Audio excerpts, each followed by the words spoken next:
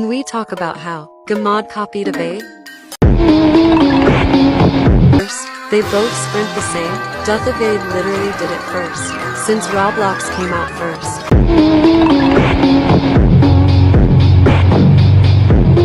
They both have the same bots, plus gmod has the same feature, which makes you add your own bot stuff.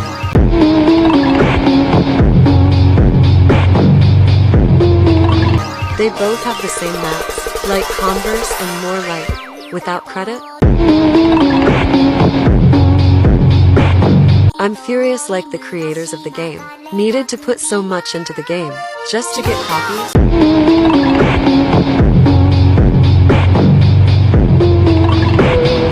It got shut down for literally 1 hour. This is because a babe was gonna sue them. It's my fave game and I couldn't play it. I'm so mad, I feel so sad for them.